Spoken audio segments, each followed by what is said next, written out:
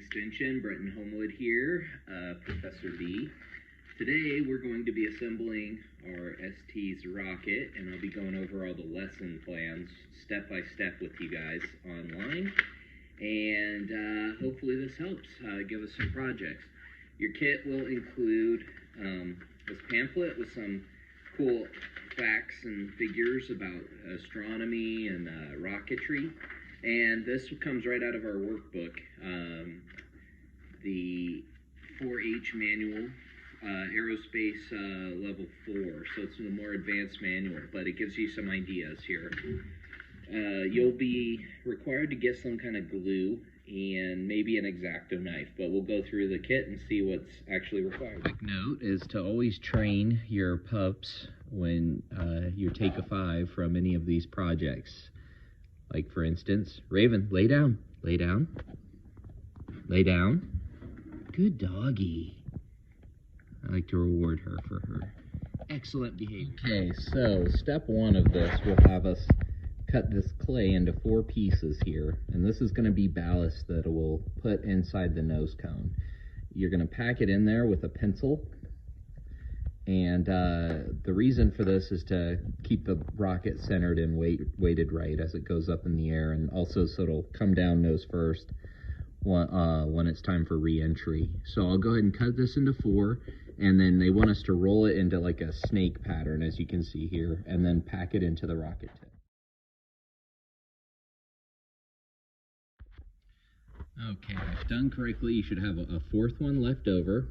And then we're going to now glue this piece onto the cap. And as you can see, I have it packed almost all the way to the top there. It'll probably be a tight fit. And then we'll proceed. Now the instructions call for us to make 2 small cuts, as seen here. You want it lined up almost perfectly, and you want to measure it out with a tape measurer, and it says 1.5 inches from the bottom and 1.5 inches from the top of the tube.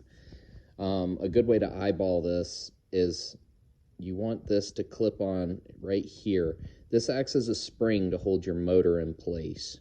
The top is for the other plastic piece, this part, which holds the little rod that guides it when it launches. Lots of times you have to improvise. For instance, I don't have measuring tape easily accessible, so I found this meter stick. Raven's taking a nap right now. So see here we have up to 1.5 inches, which is right here. See, this is an important measurement because see there's a little overlap at the edge of the spring there. That's to hold the motor into place and then have the fins and everything on there. So over here on this end, you go 9, 8.5, and that's where you're going to make your other cut with your hopefully X-Acto knife. So anyways, on to the next part.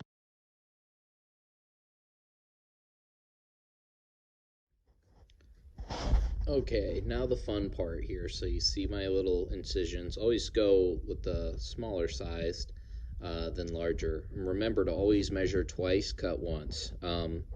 And that's what this looks like. So now we're going to put the fin on, the tail here, this part. And how we do that is we're going to do a ring of glue right here, and then we're going to have it slide on. And you can see there's like a groove there, so it'll notch into place.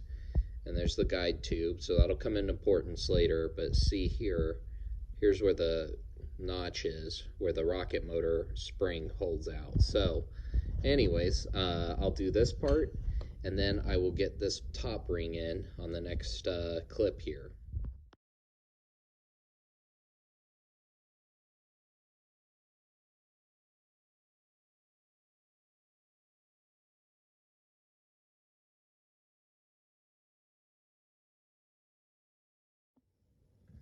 Okay, we're almost done with this now already. So I got this glued.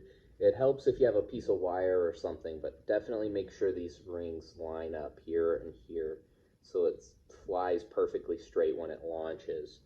Now we got to put this on. This is so we can see it when it falls back to the earth after we launch it. These go almost 1,000 to 1,100 feet high, so we want to be able to find it and recover it so we can launch it again. So the instructions have it to go here, and you fold it, and then you're going to tape it, and then you wrap it up, and then you put it in the tube.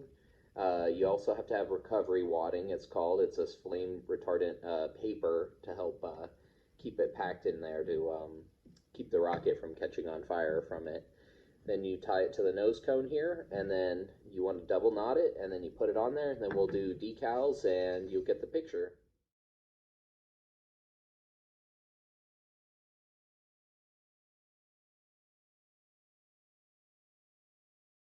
Okay, the last part of this video will be putting on these decals. So there's a little engine size decal. It's hard to see this little square here. That goes up on the tail here. The American flag goes up at the top, right under the nose cone. And then we have this Up Aerospace Estes logo, and that goes along the body here of the rocket. Quick advice on these: sometimes they're a pain. The best thing you can do is if it gives you grief, believe it or not, is to get the sticker wet. You get the paper wet, and then you kind of float it in place. So the clear cellophane part will just float in place, and then when it dries off, it's in a perfect spot where you want it. Water is key usually with this. I'm going to try without water and probably regret it, but here we go.